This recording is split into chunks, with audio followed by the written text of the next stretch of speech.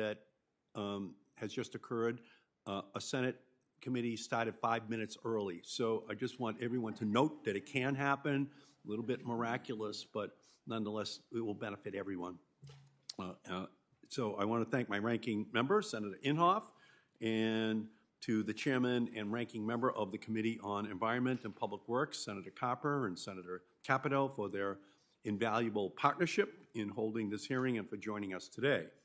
It is my pleasure to welcome my colleagues on the subcommittee as well as our 4 extremely qualified nominees for leadership and oversight roles at the Tennessee Valley Authority. We welcome them to our subcommittee today. The core mission of the TVA is just as relevant today as it was when the authority was created nearly 90 years ago. In 1933, Congress created the TVA to unleash the potential of the rich resources of the Tennessee Valley region and improve the lives of the people who live there. While the mission of the TVA remains the same today, there is more that the authority can do to ensure that it serves its intended role as a national leader in technological innovation, low-cost power, and environmental stewardship, the mission of the TVA. In addition to providing flood control, navigation, and land management for the Tennessee River system, and assisting local and regional economic development efforts, the TVA also serves as the nation's largest public power provider.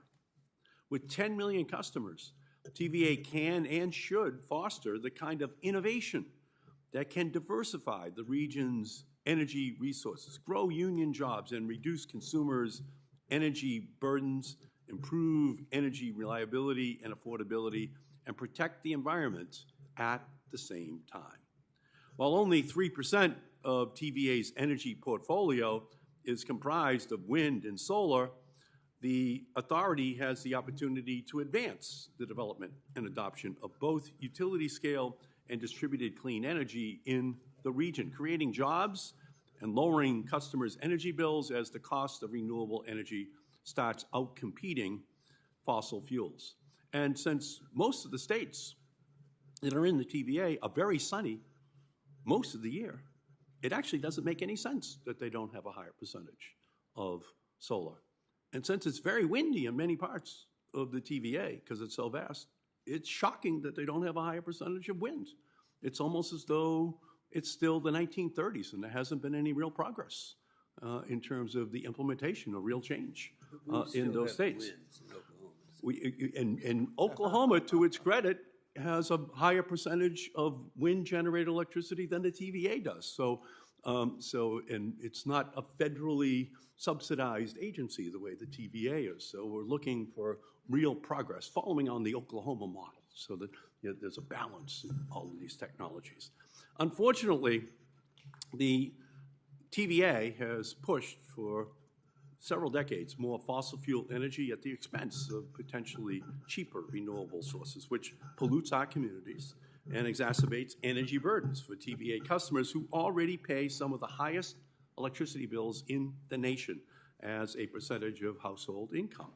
The TVA Board of Directors will make important decisions about TVA's energy planning for years to come, and it is critical that the board is comprised of leaders who will ensure that the TVA provides all Tennessee Valley households with access to reliable, clean, and affordable electricity while continuing to employ local workers in good-paying jobs and supporting economic development in the region. I believe that the nominees before us today, who are extremely qualified for these positions, will be well-equipped to consider these important questions in their service on the TVA board and as TVA Inspector General. The addition of Ms. Geer, Mr. Klein, and Ms. Moore to the TVA Board of Directors would provide welcome leadership to the TVA as it works to continue providing power generation, flood management capacity, and economic development to the millions of Americans living in the Tennessee Valley. The timely confirmation of these nominees is critical to ensuring that the TVA Board of Directors has the quorum it needs to carry off its duties. The board currently has 5 members, With 4 vacancies, the terms of 2 of the 5 current TVA board members will expire next month, potentially leaving the board 2 members short of a quorum after the end of this year. To avoid such a scenario, the committee must soon advance the confirmation of these eminently qualified nominees. In addition to strong leadership from the TVA Board of Directors, I am confident that Mr. Wagner would provide important independent oversight as the Inspector General of the TVA. Mr. Wagner is a 38-year veteran of the TVA with decades of experience within the Office of Inspector General. If confirmed, his deep knowledge of the TVA and the role of the Inspector General will allow him to provide invaluable leadership to this critical office. I would also like to congratulate Ms. Geer, Mr. Klein, and Ms. Moore, and Mr. Wagner on their nominations, and I look forward to hearing from all of you today. Before we turn to our witnesses for their testimony, I want to turn to the ranking member of the subcommittee, Senator Inhofe, for his opening statement. And what might surprise a lot of you is that we've served together in the House and in the Senate, and we're very close friends, even though he is wrong on a few issues. But we've enjoyed. I have to say the same thing is true with Mr. Carper. As I've shared this committee also, and we've always, this is the committee that actually does get things done. And I used to say that when we'd have our bipartisan meetings. Well, anyway, while in my home state of Oklahoma, and it's not part of the TVA region, having been a former chairman of this committee, I have come to know and appreciate the vital role that TVO plays in the states of Tennessee, Alabama, Georgia, Kentucky, Mississippi, North Carolina, and Virginia. And with that in mind, geographic representation at our agencies cannot be overlooked. I share the concern of my colleagues from Kentucky and Mississippi who are disappointed by President Biden's highly unusual decision not to put forward nominations to the TVA board from the states, from those particular states, 2 states. It's past that, and the president put forward nominees from these states. The TVA keeps the lights on for nearly 10 million Americans, and it does so with an all-of-the-above energy approach to power generation, which includes fossil fuels. Today, fossil fuels make up over 40% of TVA's electricity generation portfolio, while wind and solar account for just 3%. The calls to eliminate fossil fuels from the power sector are foolish and would be devastating for the American people by increasing already sky-high utility bills and create greater unreliability for the electric grid. Last month, media reports indicated that the TVA intends to invest over $3.5 billion in new natural gas burning electric plants. This is a smart investment because when the sun isn't shining and the wind isn't blowing, we require fuels like natural gas that are far more reliable and affordable when compared to intermittent renewable sources. The TVA must not be weaponized to pursue a radical Green New Deal-inspired agenda that foregoes reliability and affordability of fossil fuels for its power supply in the name of climate alarmism. So it's my hope that these nominees recognize the need for fossil fuels and the restrictions, I might add, that they are under through no fault or credit of their own. So we look forward to carrying on with this, Mr. Chairman. Okay? No, and I thank you, my good friend from Oklahoma. Even though I'm the author of the Green New Deal, I didn't take any of that criticism personally. I just understand it's the historical debate he and I have had for 35 years. And we on all of we both have thick skin. Right? Absolutely. You're in the wrong business if you don't. So let me turn and recognize the chairman. We're fortunate to be graced with the presence of the chairman of the full committee, Senator Carper. Thanks, Mr. Chairman. Thanks to our ranking member. Thanks to each of you for the good work you've done with your lives to date. We've had a chance to learn and read a good deal about you. and we're just honored that you're willing to serve in these roles. I met this earlier this week here with the man who heads up the Delaware Electric Co-op in Delaware. And there's, you know, a number of electric co-ops in states across the country. And in many cases, they partner together and work together to try to provide reliable, affordable energy for businesses, for families across great parts of our country. And they're also trying, at least in my neck of the woods, trying to do so in ways that recognize that we face terrific challenges with way too much carbon dioxide in the air, and that we need to do something about it. And the greatest source of emissions, carbon emissions in our country, comes from our cars, trucks, and vans, and we have the technology. I now drive an electric vehicle. After driving a 2001 Town and Country, Chrysler Town and Country, for 600,000 miles, and finally it sold it for $1. And now I drive an electric vehicle, and I drive by gas stations that say gas is $4 a gallon, and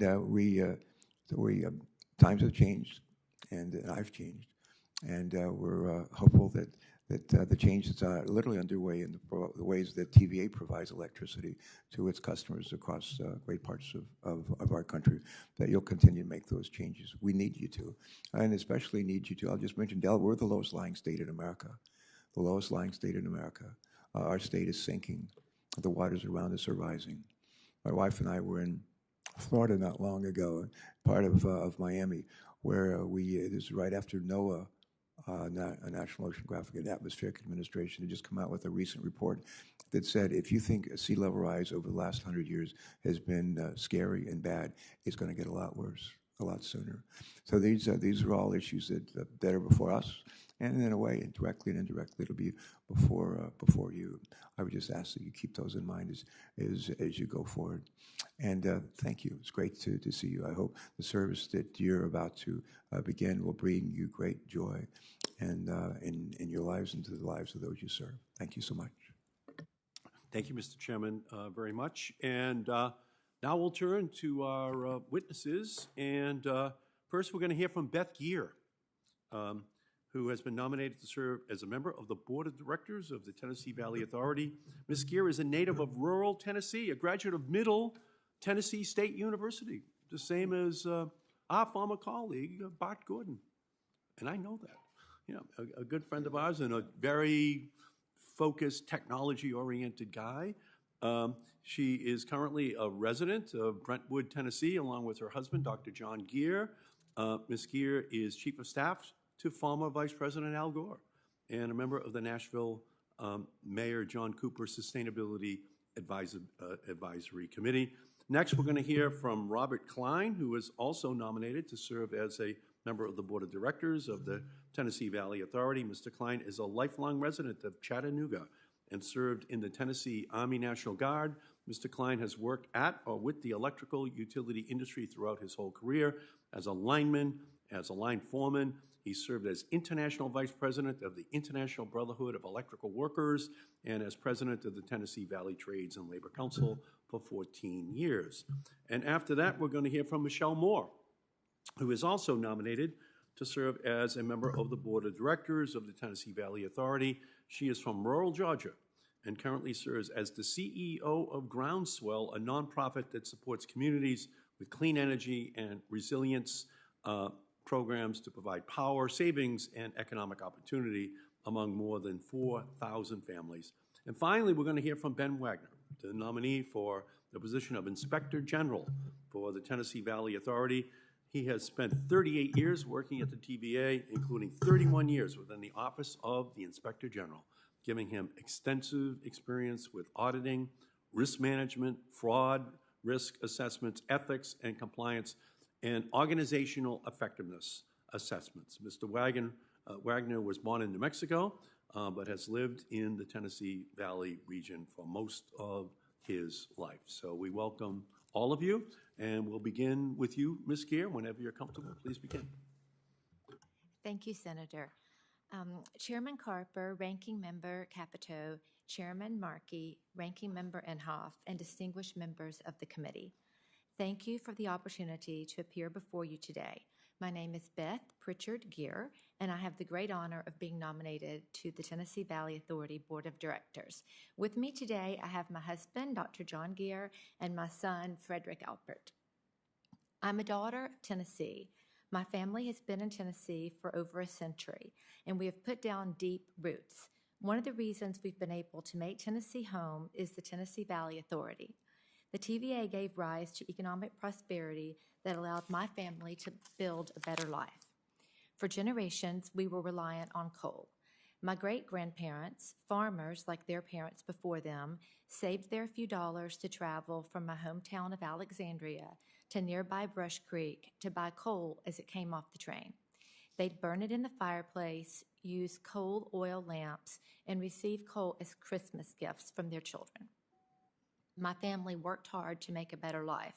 Their lives changed for the better in the 1930s, in part due to the reliable and affordable power provided by the TVA. With more economic opportunities in the region, their children, my grandparents, were able to start a small business, buy a house, and send their children to college. Years later, when my grandfather sold the business, my dad had to make a career transition in midlife. It was hard on him and my family. Those lessons also remain with me today. As the economy changes today and as energy sources in the Tennessee Valley shift, I want to make sure people are supported if they too face job transitions. Being sensitive to the impact TVA has on people's lives matters deeply to me. It is not something I take for granted. I'm proud to be from a rural town of 900 in DeKalb County. I'm also proud of how far our small communities have come and how much further they can go with the assistance of the TVA. It's important to have board members who understand rural regions. For more than 85% of Valley communities are designated as a rural or special opportunity county. TVA has done a lot to bring capital investment and good-paying jobs to rural areas through programs tailored to meet their needs that I know well.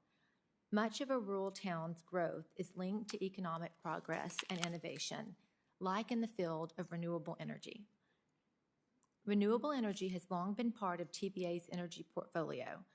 Through my work with Vice President Al Gore for most of my adult life, I've had the privilege of collaborating with the world's foremost environmental experts, gaining a firsthand view on how different regions and countries approach conservancy, and then bringing that knowledge home. I have extensive policy and outreach experience on climate change and regenerative agriculture, and I'm confident that if I were to serve as a member of the board, my knowledge and my many contacts at home and abroad could contribute to the TVA's goal of achieving net zero carbon emissions. The financial success of renewable energy is something I observe daily in my current work, and it's why the sustainability revolution may now be the most significant investing and business opportunity in the world. For example, Ford Motor Company recently picked the Tennessee Valley as its largest, most advanced, and most efficient auto production campus in Ford's history because of the affordable, reliable, and clean energy that TVA provides. Sustainability makes sense for our environment and for our economy too. The TVA's success in creating prosperous communities, both rural and urban, is driven in part by nearly 9 decades of innovation, but also by building relationships and by working together. I've dedicated my life to public service, and central to that service has been my ability to bring people together. I have worked in community and investor relations for several private companies and managed communications at Cumberland University in Lebanon, Tennessee, where I was happy to help reconnect the university with its community. I will bring that same commitment to the entire Tennessee Valley if I am confirmed as a TVA board member. In closing, I firmly believe that doing what is best for all the people of the Tennessee Valley is what matters. TVA's aim to make our region the best place in the country to live, work, and raise a family is as important to me today as it was to my family before me. I appreciate your consideration of my nomination, and thank you once again for the opportunity. Thank you so much, Ms. Gear. Mr. Klein, whenever you're ready. Chairman Carper, Ranking Member Capito, Chairman Markey, Ranking Member Inhofe, and members of the committee. Thank you for the opportunity to appear before you today. I am honored to be nominated by President Biden to serve on the Tennessee Valley Authority Board of Directors. I would also like to acknowledge and thank Senator Blackburn and Senator Hagerty from my home state of Tennessee for their service to the state and support of TVA and me throughout this confirmation process. I have been a lifelong resident of the Tennessee Valley, having been born and raised in Chattanooga, Tennessee. I have been privileged to have worked with the electrical utility industry my entire adult life. Working at the Electric Power Board of Chattanooga as a journeyman lineman and line foreman, I gained the knowledge and skill to construct and maintain transmission and distribution power systems, thus educating me on the operational side of the industry. As an international representative and international vice president of the International Brotherhood of Electrical Workers, I had the opportunity to work with many utilities in the Southeast, including TVA. In all my years of working with TVA, I never lost sight of the fact that for all residents of the Valley to prosper, TVA had to be successful. Clean, sustainable, and competitive energy stimulates the economy and grows jobs. I have the experience and knowledge to be an asset to TVA. And most importantly, the mission of TVA to serve the people of the Valley by providing low-cost energy, environment, stewardship, and economic development. In working with and looking at the history of TVA, it is evident that its leadership and employees have been committed to its mission from the beginning. I have witnessed the impact they have had on my community, not only from the provision of energy resources, but also through river navigation and flood control, recreational activities, economic development opportunities, and service to this community through its leadership and shared resources. I believe the strength of the TVA is the people who work there. During my career, I participated in joint training and safety programs with TVA. Their 4 core values of safety, integrity, inclusion, and service were never compromised, and to this day reflects their long-standing mission and dedication toward their employees. TVA's workforce has been an important and vital component in the success of the agency, from the first hydro plant built, the first construction of their transmission grid, to the completion of the most recent nuclear plant to come online in the United States. I am committed to a skilled, trained, and diverse workforce within the agency. TVA is an important player in the United States electrical system. Its position as a government-owned public utility poises TVA to be a leader in technology and innovation for the nation, allowing the United States and the Southeast in particular to contribute to our collective goals of decarbonization. If confirmed, I would support TVA's guiding principles to reduce carbon emission and look for projects that could potentially lead the way in further reductions. I am aware of TVA's interest in exploring the building of a small modular nuclear reactor near Oak Ridge, Tennessee. This project represents what could become the nation's next generation of nuclear plants. With my background in the industry, I also know that asset changes in the utility sector impacts the men and women that have kept our lights on over the years. I am sensitive to this, and if confirmed, I am committed to working with the leadership to ensure employees are given ample opportunity to be retrained and are offered positions elsewhere within the agency. If confirmed to serve on the TVA board, I am committed to move TVA forward in a path that addresses not only interests I have mentioned, but other areas that will help them to fulfill its mission of service to the industries, distributors, and economic development, and to bring prosperity to all inhabitants of the Valley. I believe my experience in the electrical utility industry, specifically public power, has prepared me for the challenge and responsibility of joining the TVA board. Mr. Chairman and members of this committee, I welcome this opportunity, and I am honored and humbled to be considered to serve on the TVA Board of Directors. I appreciate your consideration of my nomination, and again, thank you for the opportunity to be before you today. Great, thank you. Thank you, sir. Next, we're going to hear from Michelle Moore. Welcome. Chairman Carper, Ranking Member Capito, Chairman Markey, Ranking Member Inhofe, and distinguished members of the committee. I am grateful for the opportunity to appear here before you today. My name is Michelle Moore, and I am honored to have been nominated by President Biden to the Tennessee Valley Authority Board of Directors. I would also like to express gratitude to my mentors Diane Dillon Ridgely, Anthony Robinson, and Brother Mike Simmons, and to my Uncle Brad Knopp, who are here with me today, and to my dear husband Linwood Boswell and my family watching online. The same 3 E's that drive the TVA's mission, affordable energy, environmental quality, and economic development, have inspired my sense of purpose and defined my work for more than 20 years.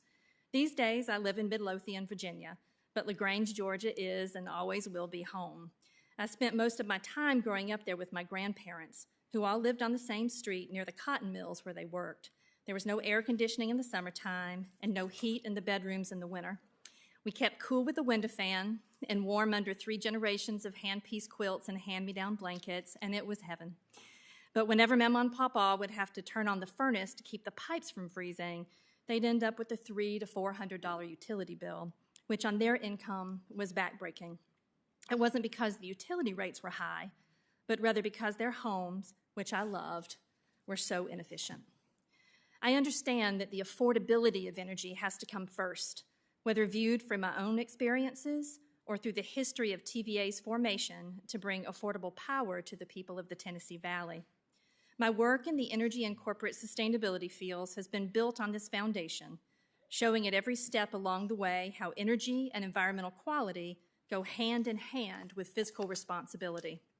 I learned how from a great business leader and teacher, Ray C. Anderson, the founder of Interface, Inc. When I joined his company in the late 1990s, Interface was a publicly traded Fortune 500 global carpet manufacturer based in my hometown, and Ray had just announced Interface's goal of becoming the world's first environmentally sustainable corporation. The company's responsibility to its shareholders and to the thousands of families who depended on its success for their financial health was always at the core of Ray's commitment. The strategies we pursued, including reducing waste, re-engineering manufacturing processes, and redesigning products to be remanufactured at the end of their useful lives. The results increased profits, reduced impact, built shareholder value, and expanded markets. Ray called it doing well by doing good, and I carry each and every lesson I learned from him with me still. Making the business case, in fact, is how I help build the U.S. and global market for green buildings, demonstrating that healthier buildings use less energy and water, cost less to operate over the long term, and don't cost more to build, enable the U.S. real estate and construction industries to transform themselves, creating value and supporting U.S. economic competitiveness in the global market. It's the same approach I brought to leading the federal government's sustainability efforts as the Federal Environmental Executive. By pairing energy and environmental performance with economic responsibility, initiatives I led reduced the federal government's energy bill by a projected $8 billion. And I applied the same common sense approach to leading President Obama's infrastructure office, which reduced permitting timelines for hundreds of billions of dollars of infrastructure projects without compromising environmental quality. Today, I'm focused on putting energy to work as a powerful strategy for economic development, whether it's deploying rural energy efficiency programs that reduce bills for people like my grandparents while supporting local contractors and training new entrants into the construction trades, or developing solar and energy storage on church rooftops that provide energy savings and additional resilience to the surrounding community. Energy remains an essential source of economic opportunity, just as it was in 1933. Why I serve is more important to understand than what I've done. It's how I live out my faith and the commandment to love your neighbor as yourself, using what I know how to do, connecting energy with affordability, economic opportunity, and quality of life to serve my community, including the people of the Tennessee Valley, with gratitude to God. If confirmed, It would be my honor to serve in this same spirit as a member of the Board of Directors of the Tennessee Valley Authority. Thank you, Ms. Moore. And finally, you, Mr. Wagner, welcome. Thank you.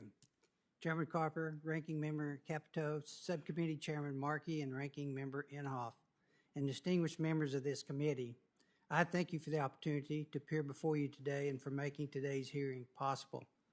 I would also like to thank the President for nominating me to serve as the Inspector General of the Tennessee Valley Authority. I am honored to be considered for this opportunity to serve such a great institution like the TVA, an institution that has had such a tremendous impact on the quality of life for the people living in the Tennessee Valley region. I would also like to thank my family and colleagues for their love and support for me over the years. I would not be sitting here today without their unwavering support. I've spent most of my life living in the Tennessee Valley region. I've enjoyed the splendor of East Tennessee, fishing and boating in the beautiful TVA lakes, enjoying the recreational areas throughout the region. These are all areas where TVA profoundly impacts the people it serves, and why I'm proud of my long history with TVA and the TVA Office of the Inspector General. I graduated from the University of Tennessee with an accounting degree. Like many others, TVA was my first choice for employment after graduation. I was offered the opportunity to start my career at TVA at the Bellefonte Nuclear Plant in Scottsboro, Alabama.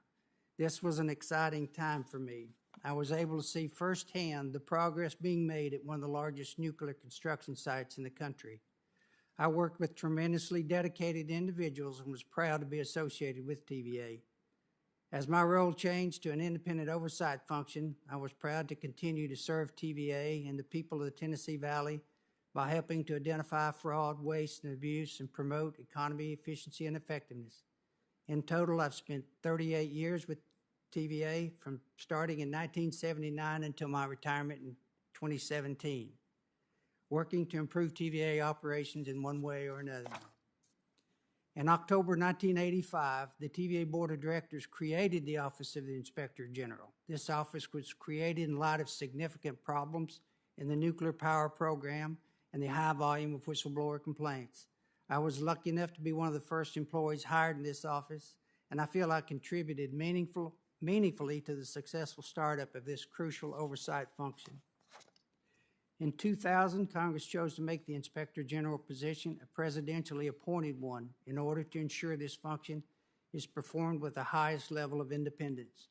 Richard Moore, the first presidentially appointed IG, joined the office in 2003 and served as IG for 14 years. Since his tenure ended, interim leadership and former colleagues have ably led the TVA OIG for more than 4 years. Today, I'm honored to be considered to become the second presidentially appointed IG at TVA. TVA is charged with a critical mission, improving the quality of life for the people of the Tennessee Valley through providing low-cost power, environmental stewardship, and economic development. The TVA has some of the lowest power rates in the country. TVA has been a catalyst to a dynamic economy, has been a leader in carbon reduction, and has prevented billions of dollars in damage through flood control. An Inspector General is charged with the critical mission of providing agency oversight, promoting economy efficiency and effectiveness of the agency, and in identifying fraud, waste, and abuse. This requires IGs to perform their duties in a completely independent and objective manner.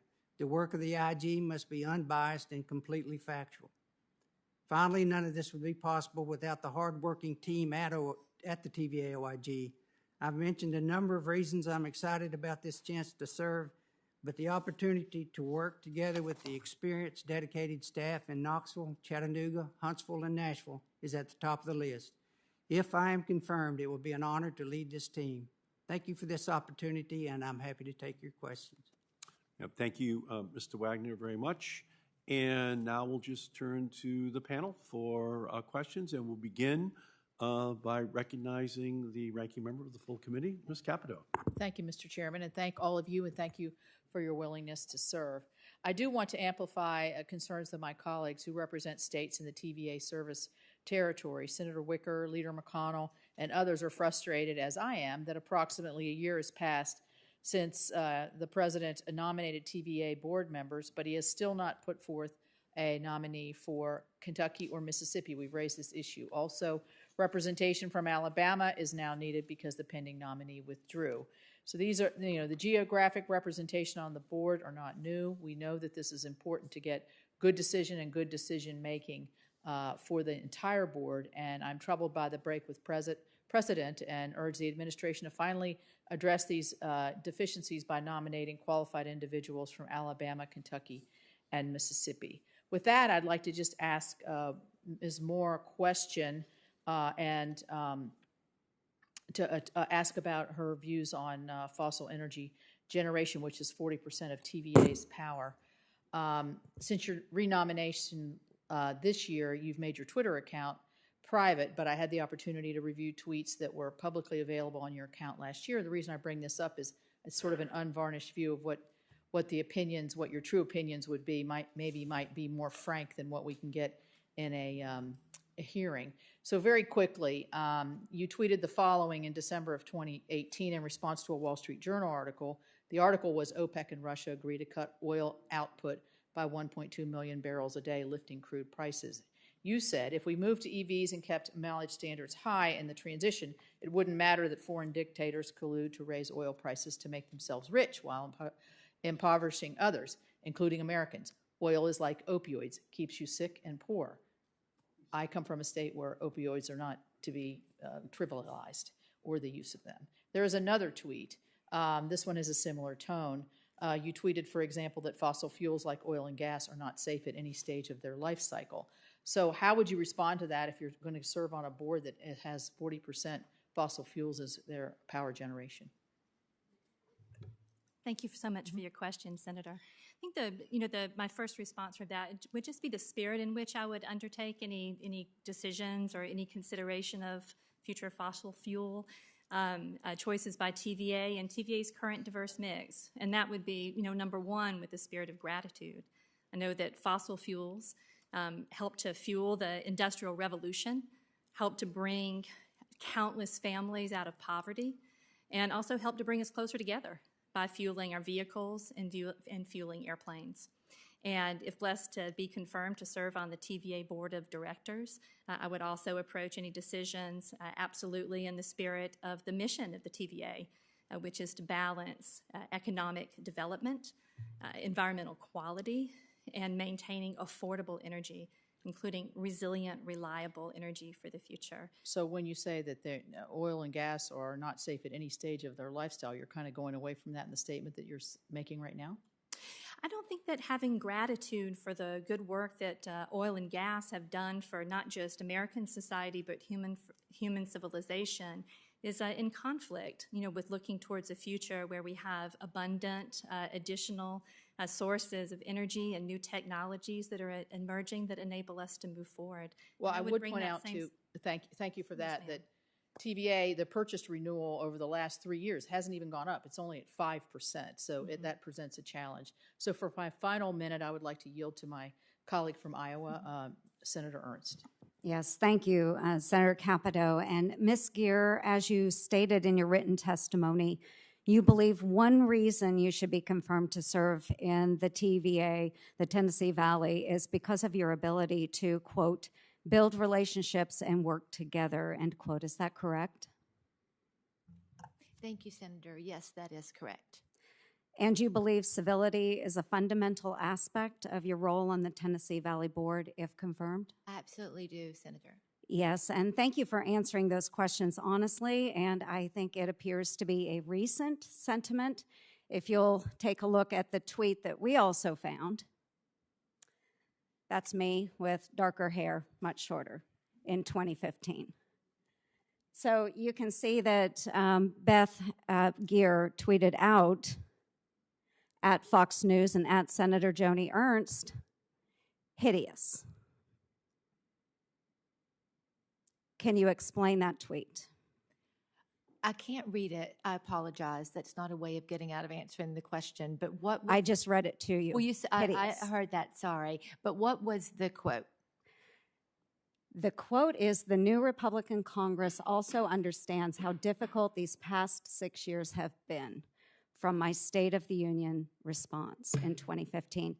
Senator Capito's time has expired, so we'll allow you to answer the question, but then we have to move on to the next witness, so please. Okay.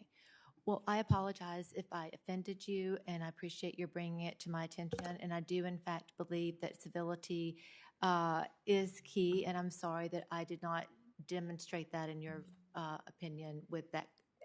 And if Senator No, Ernst and would like to, you could. I would like you to could respond, return Senator you Markey. You could return to be recognized on your own time. I will wait. After Thank you, Senator Mr. Inhofe and I are recognized. We'll be glad Absolutely. to recognize Thank you on you. your own time. Thank you. So now we're ready to move back to regular order, and we just have a number of questions that, standing questions that have to be answered. So I'm going to work my way across all of the nominees. Do you agree, if confirmed, to appear before this committee or designated members of this committee and other appropriate committees of the Congress and provide information with respect to your responsibilities, subject to appropriate and necessary security protections? Ms. Geer? Yes, sir. Mr. Klein? Yes, Mr. Chairman. Ms. Moore? Yes, sir. Mr. Wagner? Yes. Do you agree to ensure that testimony, briefings, documents, and electronic and other forms of communication of information are provided to this committee and its staff and other appropriate committees in a timely manner? Ms. Geer? Yes. Mr. Klein? Yes, Mr. Chairman. Ms. Moore? Yes. Mr. Wagner? Yes. Do you know of any matters which you may or may not have disclosed that might place you in a conflict of interest if you are confirmed? Ms. Geer? No, sir. Mr. Klein? No, Mr. Chairman. Ms. Moore? No, sir. Mr. Wagner? No. Thank you. So now we will begin with a round of questions. And I'd like to begin with a conversation about, and so you can begin the timing again, if you could. Yeah, thank you. To talk about clean energy and the TVA board, which, in my opinion, has implemented some policies that may have made it harder for households and local power companies to make clean energy investments. And I'm deeply concerned about the impact that such decisions could have on affordability, long-term resilience of our energy system, and on meeting our targets to address dangerous climate change. So, Ms. Geer, in your work on energy and sustainability, have you found that low-cost, clean energy can bring down costs, support grid resilience, and also support our climate and environmental goals? Yes, sir, I have. And I think that we are learning daily pretty much that clean energy cost is coming down, which I think is also an important factor to point out. No, I thank you. And so I'm troubled by the TVA record. I'll just give you a few numbers. In the United States last year, 13% of all electricity came from wind and solar, up from pretty much zero in 2009. So it's really growing fast. And in Massachusetts, it was up to 16% were renewables, and 14% of all of our electricity in Massachusetts was solar last year. And we're not the perfectly sunny state. We're the perfectly cloudy state. And yet we've figured out how to go to 14% for solar. And we continue to rise and rise and rise in Massachusetts. And we watch ads, by the way. We watch ads on TV on a daily basis that we're living in the wrong states, that we should be moving down to Tennessee and Alabama and all these sunny states. You know, please leave Massachusetts where it's too cloudy and move down there. And then those states, through the TVA, do not invest in renewables. In fact, the renewables, this is unbelievable, 3% in the Tennessee Valley Authority. That's it. Which is a pretty sad number, to be honest with you. Very, very sad. If Massachusetts can do 14% solar, 3% wind and solar for the Tennessee Valley Authority is sad, given the state of technological innovation that TVA has historically prided itself upon. So how much better do you think the TVA should do, Ms. Gear, in renewables? Thank you, Senator. Well, I think we have to do a lot better. While I'm not in a position right now to know about the entire asset portfolio, I certainly share your concern about the deployment of additional clean energy and, of course, your concern about mitigating climate change. So I think we have work to do, and if confirmed, I can pledge to you that I will make it my business to see that the board considers all options. Yeah, no, I think that's very important. Mr. Klein, how do you feel about it? 3%, maybe 1.5% wind and 1.5% solar at this advanced state. What do you think the goal should be for the TVA? Thank you, Senator.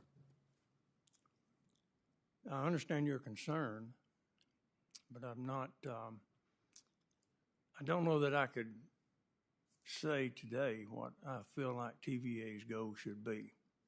However, I am committed to staying within the framework of the TVA Act, and that's to provide affordable, reliable, sustainable electricity to the inhabitants of the valley.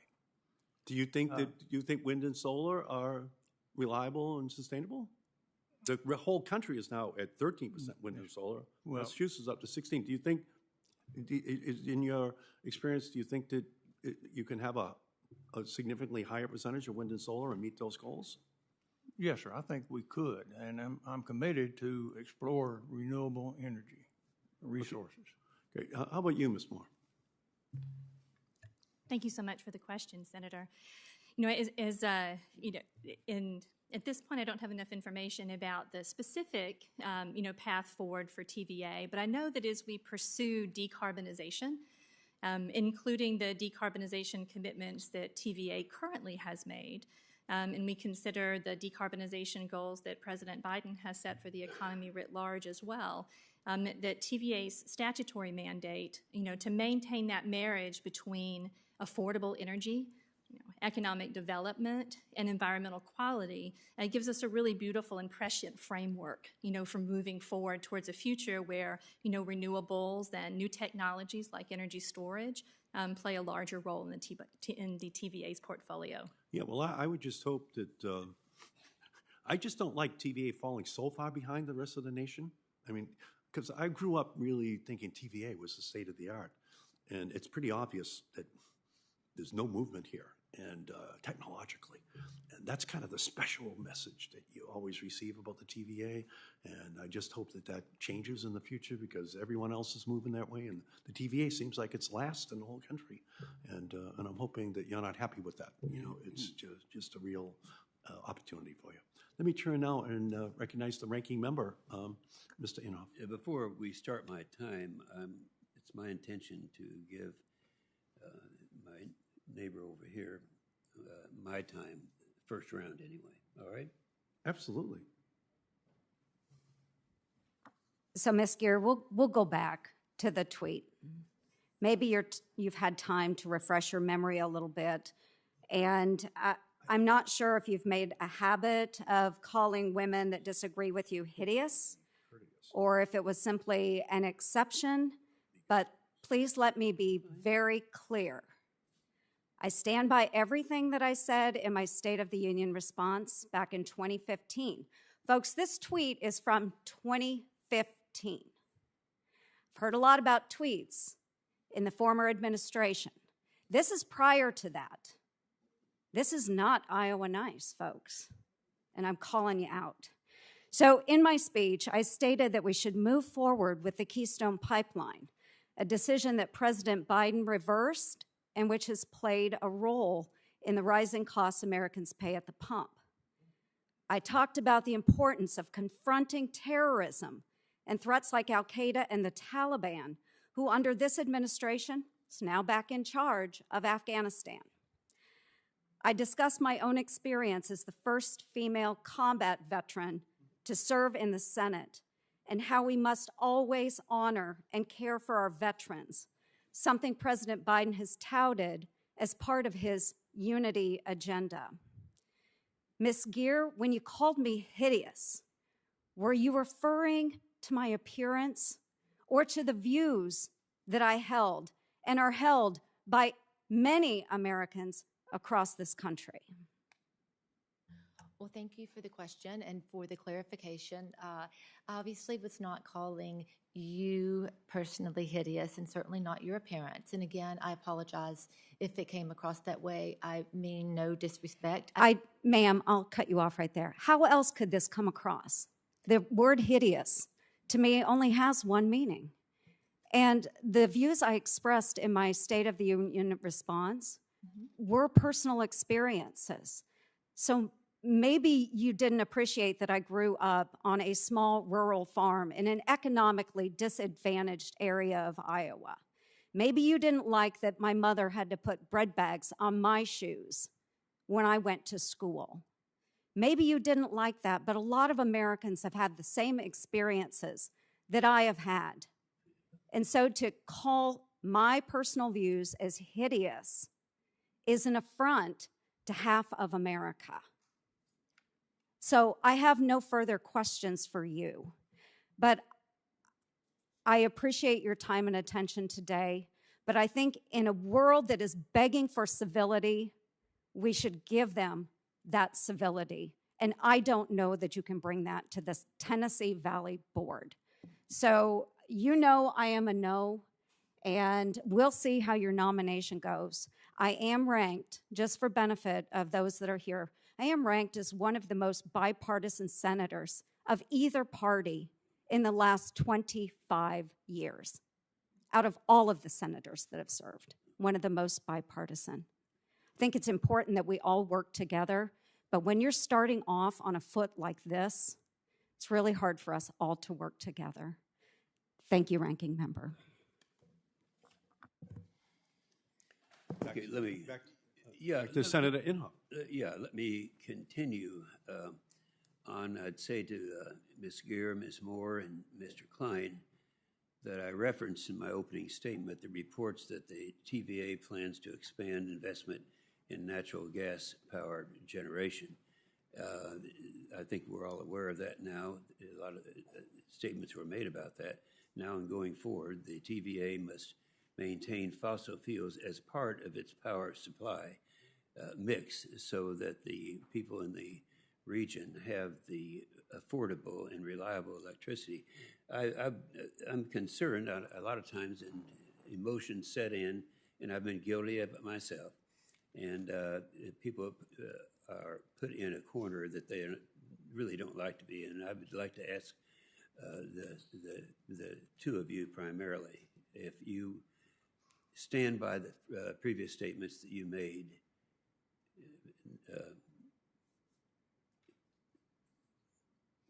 The quotes that you made. Well, you know what the quotes are. Sir, I'm sorry, I don't think I understand the question, and I'm not being disrespectful, but do you mind asking it again? I don't mind a bit. You want? Thank you, sir. We'll use the second one. Yeah. U.S. Gear, in June of 2015, you implied I was a hater. Well, we won't get into the personal attacks, but several individuals were on that list.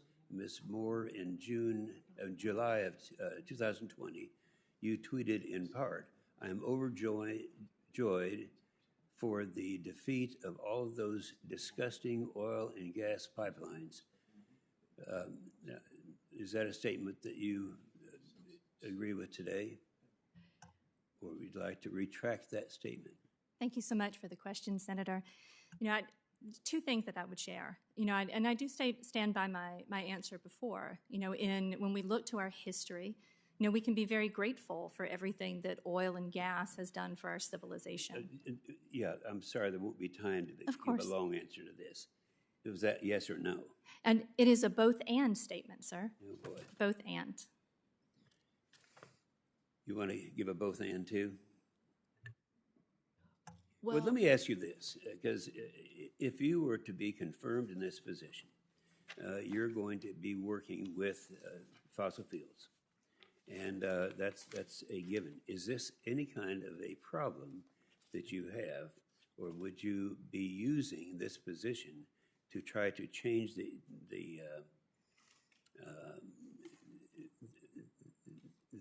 bureaucracy or actually work within the confines that are given you? Well, Senator, thank you very much for your question, and thank you for the follow-up and for the clarification as well. If I'm blessed to be confirmed for the position, I would serve in that role in absolute adherence with the statutory guidance that we have, both in terms of the mission of the TVA and of the responsibility that we have as board members. While, we have, TVA has said, and President Biden has said, and many other utilities and leading corporations have set decarbonization targets, there are pathways that we have to take to get there that are going to be unique to each portfolio and in alignment with the places that are served. And the spirit of service that I would bring to the role if confirmed would be what would guide me. That includes both respect for the pathway that TV is on and for the role that fossil fuels currently play in the portfolio, and also for the communities where those plants are located, including the people who work there, and in making sure that if and as TVA transitions away from fossil fuels, that all the families who depend on those jobs are supported and served as well. Very much in alignment with the guidance that we have from a statutory perspective and how to serve, and also in terms of my own personal commitment rooted in my faith to make sure that all the work that I do is reflecting love for my neighbors. Yeah, that's one I didn't want to use. All right, I think your sentiments of how you would masquerade these over a period of time, I don't know. But again, you have expressed yourselves, and my problem is, and just kind of bear with me for a minute, if you have these feelings about part of the mix, one of the things that we have insisted on is that we have the whole mix, and it's going to take all of the above. So that's one that you would be forced to live with. It's not, you don't have a choice. You don't have an option on that. Is that a problem with you?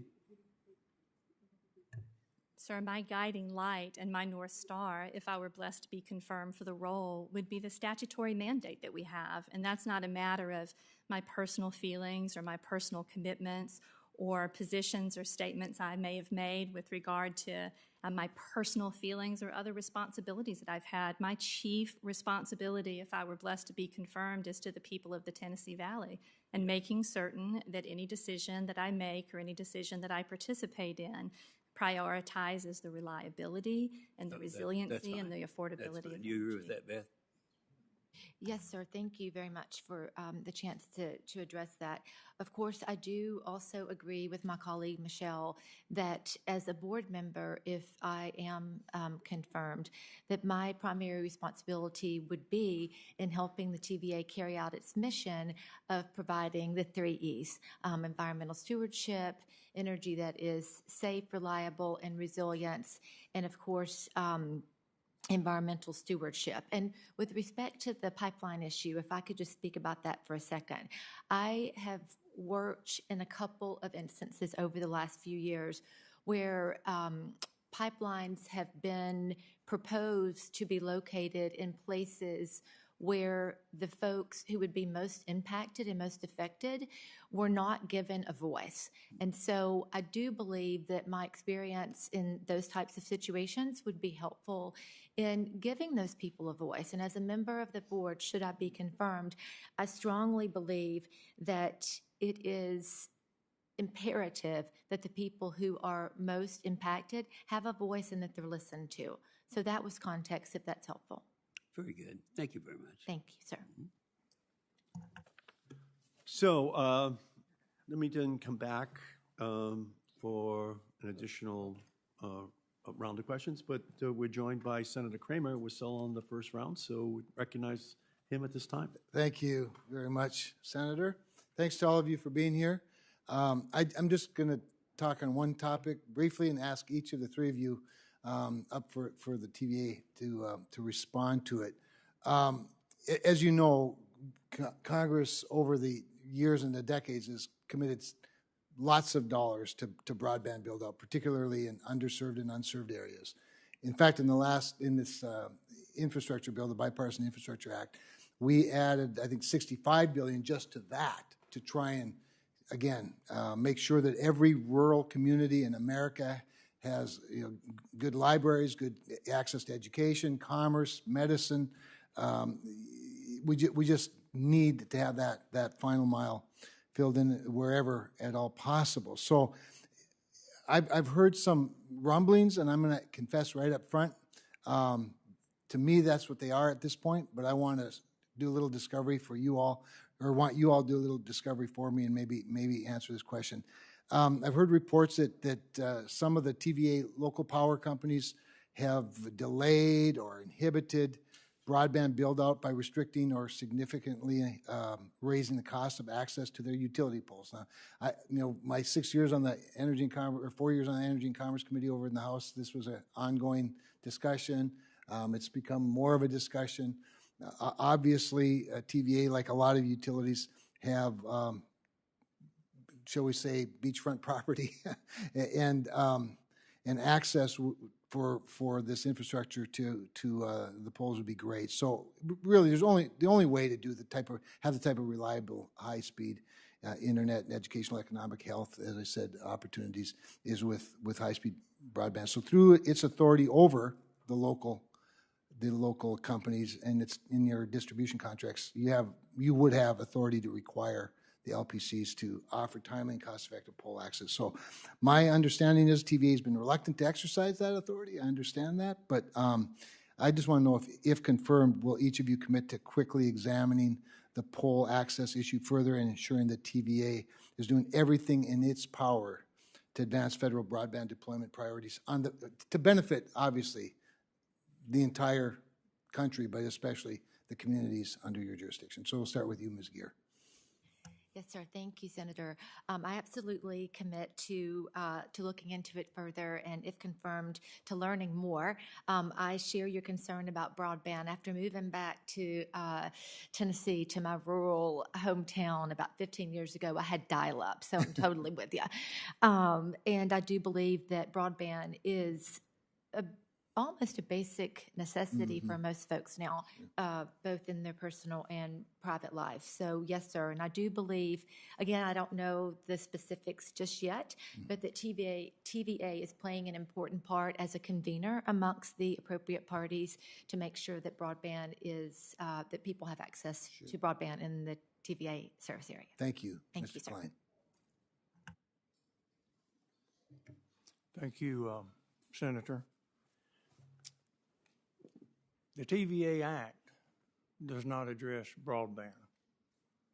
The Act mandates that TVA provide electricity. However, I'm certainly not opposed to working with our local power companies. In my opinion, I believe that would be the best avenue to address broadband. Sure. And I say that it just so happened that I worked at the Electric Power Board of Chattanooga, distributor of TVA. We had the first smart grid installed in the United States in Chattanooga. Sure. So I know it can be done. Yeah. Well, you make an important point about the leadership role that your utilities at every level play. The smaller the community, the bigger the role, right, in facilitating what you're talking about. But I would just add that TVA maybe not have that charge in their act, but they do have, as part of their mission statement, the advancement of economic and social well-being of the community. Yes, so I think it would certainly fit I in. agree with that, and if confirmed, I will support TVA working with the local power companies to install broadband throughout the 7-state region, up to and including the rural areas that we have in the Tennessee Valley. Thank you. Ms. Moore, you have 4 seconds, but I'll bet the chairman would be Yes, sir, benevolent. absolutely, and thank you very much. Thank you. Good answers. And by By the way, it worked. No, and I love this subject. If I can go into the Wayback Machine a little bit. Yeah. It was 1978, and all the cable companies, especially in rural America, but urban increasingly too, they wanted to deploy cable. Sure. But the telephone company and the electric companies were saying, well, put up your own poles. So there'd be 3 poles going down the street. So we actually passed a law in 1978. Al Gore and I were on that subcommittee, the telecommunications subcommittee, to say, no, the existing poles have to rent to the cable companies. We don't need a third pole going down every street in America. Huh?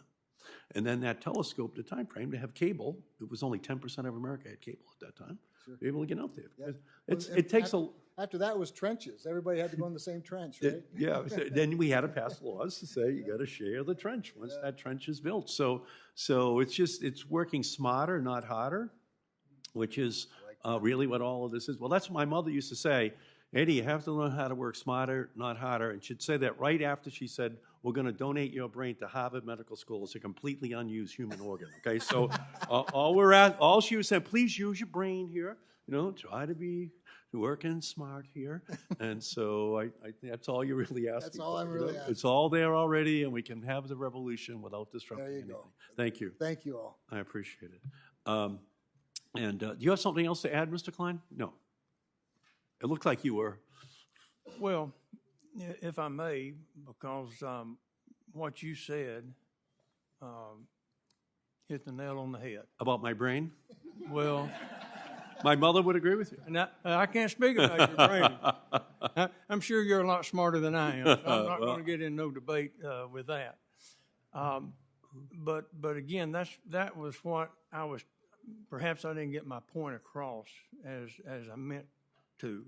But that's what I was saying, that the local power companies and distributors have the system in place.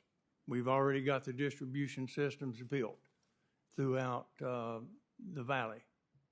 And like you said, Mr. Chairman, we don't need to add a third power pole. We've got the poles in place. The system is in place. We just got to add an additional fiber optic cable. And in doing so, then we can get broadband throughout the valley. I know it can be done. Excellent. And by unanimous consent, I would like to put in the record that Mr. Klein is a very smart guy. Okay, no objections? So no objections, so ordered. I thank you, Senator Kramer. Now, let me move on here a little bit. My father was the vice president of an electrical union when he was a younger man. Glad to hear that. And I'm proud to be, his son.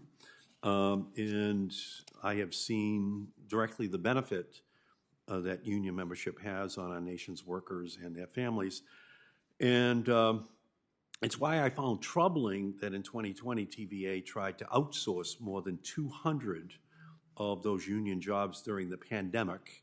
While that effort was temporarily blocked, I remain concerned about efforts to offshore American union jobs. Can you speak to that, Mr. Klein? Yes, sir. Thank you, Senator. I'm a working man. That's all I've ever been, and I haven't forgot where it came from, and never will. So I am not in favor of offshoring good-paying TVA jobs. I would never commit to that happening.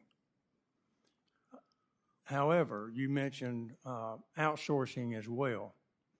We currently have agreements in place on the property of TVA to outsource some work through these construction and maintenance agreements. But it's not the intent, nor would I agree that it would harm the current annual workforce. Those agreements are only meant for peaks, for peak construction, peak maintenance. And we, those are through the building trades, and they're good union paying jobs. And the TVA annual jobs are good paying jobs, some of the best in the valley. And I would never agree to do anything to harm that, nor the employees of TVA. No, and that's great. My father was a hardworking man. He had a funny accent, though. He sounded a lot like me, but yeah, you and I, we talk a little different. I think, yeah. But you don't have an accent the way my father does. So I'm doing pretty good following you. So So if confirmed, you would prioritize efforts to keep TVA jobs local and support the use of union labor? Absolutely. And in recent years, the Nuclear Regulatory Commission has detailed how TVA management allowed for a chilled work environment in which employees perceived that they were discouraged from raising safety concerns to their employer or to the Nuclear Regulatory Commission. In 2019, I wrote to the Nuclear Regulatory Commission about the need to take this seriously and ensure that the TVA was fixing this issue. For context, TVA operates roughly 5% of the nuclear sites in the United States, but in 2019, TVA employees represented 42% of the allegations brought to the Nuclear Regulatory Commission for resolution. So let me ask you then, Mr. Wagner, as you noted in your testimony, the TVA board created the TV Office of Inspector General in response to problems in the TVA's nuclear program and a significant amount of whistleblower complaints. If confirmed, Mr. Wagner, would you commit to working with the TVA's whistleblower protection coordinator to foster an environment that empowers and encourages nuclear plant employees to come forward with safety concerns? Thank you for the question. Absolutely. That's always been a high priority in the Inspector General community as well as at TVA, and we take those complaints very seriously. And TVA operates about a dozen landfills of coal ash, which have previously led to tragic spills of toxic material into surrounding waterways. Last year, TVA moved to pause plans to move coal ash to a burial site in southeast Memphis in order to gather community input. However, TVA's CEO subsequently indicated that Memphis still represents the best location to bury 3 million tons of coal ash. So to all of the board nominees, would you commit to prioritizing stakeholder engagement, particularly around important issues around environmental health and justice? Ms. Keir. Yes, sir, absolutely, I will. Mr. Klein. Yes, Mr. Chairman. And Ms. Moore. Thank you so much, Senator. And Yes, please. yes, sir. Thank you. You were going to add Oh, something? I was just, sorry. Yes, sir, I would in terms of stakeholder engagement. NEPA, of course, is a statutory responsibility of TVA as a federal agency, gives strong guidance there, as does the statute to us as board members to engage the public. No, thank you. Yeah, because the key to any agency is accountability and oversight. Mr. Wagner, if confirmed, how would you use your decades of experience at the TVA to uncover and prevent waste, fraud, abuse, and ensure TVA objectives are being met effectively and efficiently? Thank you for the question. I would seek to continue the work that the OIG does in a very broad spectrum through its audits and investigations. I would continue that work and be very risk-based and do the program evaluations necessary and make recommendations to improve those programs. Yeah, thank you. Just back to energy efficiency, which again is working smarter, not harder, or smarter, not harder. But the goal has to be for us to ensure that the TVA is a national leader in technological innovation, low-cost power, and environmental stewardship. Energy efficiency programs hit all three of those priorities. They are innovative, reduce cost, and consumers benefit, and the environment is benefited as well. And while the TVA has acknowledged that energy efficiency is critical to achieving a least cost energy mix, in recent years the authority has cut important energy efficiency programs and incentives. Ms. Moore, do you see cost-saving energy efficiency programs as something that you should be supporting as a board member at the TVA if you're confirmed? Thank you so much, Senator. Energy efficiency and reducing energy burdens, particularly for those residents of the valley who earn the least incomes, is critically important and absolutely in alignment with the guidance that the TVA Act gives TVA from a mission perspective, and also for our responsibilities as board members if blessed to be confirmed. Rural communities in particular, particularly low-income residents in rural communities, carry some of the highest energy burdens across the entire nation, which is rooted, of course, in a lack of energy efficiency, not necessarily in high rates.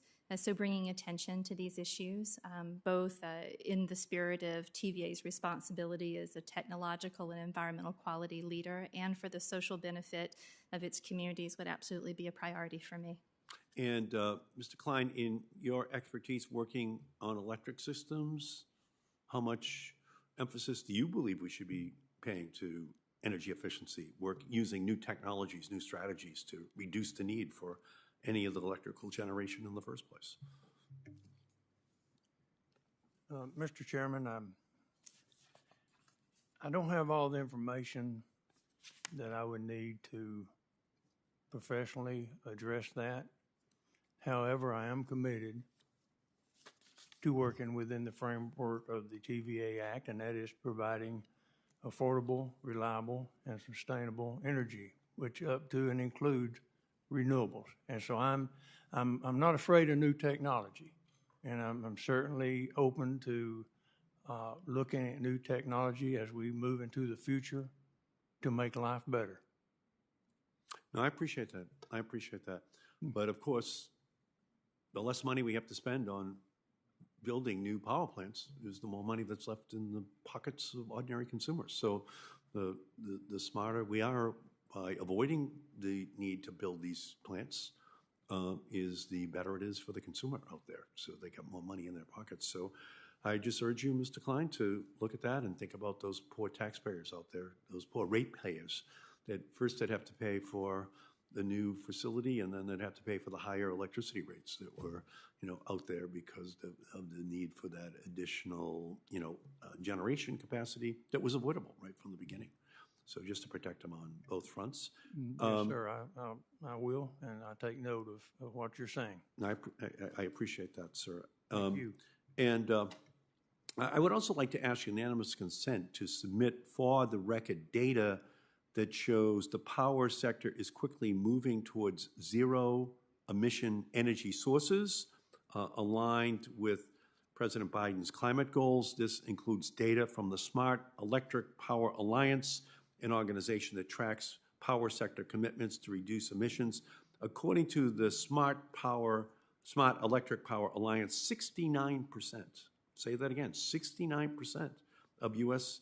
customer accounts are served by a utility that has committed to 100% carbon reduction target, or a utility owned by a parent company that has 100% carbon reduction target. And my hope that is the goal the TVA will adopt as well. I ask unanimous consent to have this report included in the record without objection, so ordered. And again, my goal is to just keep the TVA cutting edge, the way I was raised in Massachusetts. To think about it, my grandfather worked in a mill in Lawrence, Massachusetts, and they had dammed the Merrimack River in order to create that industrial revolution in Lowell and Lawrence, and that's where my grandfather worked, along that river with the dam that was constructed by those companies in the state of Massachusetts. And then in the 1930s, my grandfather obviously paid a lot of taxes in order to build the same dams, but down in the south. So he was taxed to pay for all those dams that are down there, that are famous dams even today. And I'm sure he was proud to do it, to pay for all of those dams. And that was cutting edge at the time, because obviously he was working in a mill in Lawrence, Massachusetts. It was cutting edge. But again, as Massachusetts has moved along, we're up to 16% renewable energy, 14% solar, so too there's a high expectation of the grandson that the TVA continue to move as well, because I know how proud he was back then, and I just would like this generation to be equally proud of this legacy that the TVA has and that you have a chance to embellish dramatically and not allow the most powerful force in nature, stasis, to block that kind of change, which is now affordable, sustainable, and compatible with electrical generation and saving the planet and creating jobs at the same time. So with that, this hearing will come to an end unless there are other questions that you want to have asked. And let me see. Should we?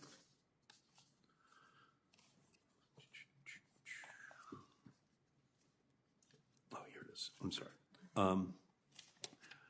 This is like a religious ceremony, a senatorial hearing, so I had to open the way I did and close this way as well, or else history records that the hearing was not conducted in a proper way.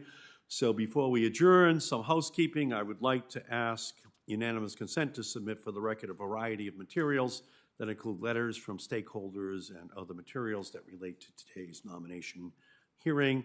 Senators will be allowed to submit written questions for the record through the close of business on Wednesday, April 20th. We will complete those questions and send them to our witnesses, and we will ask the 4 witnesses to reply to those questions by May 4th. If nothing else, it will expedite your consideration for a vote out of this committee and then on the floor of the United States Senate. So we would ask for you to comply with that. We thank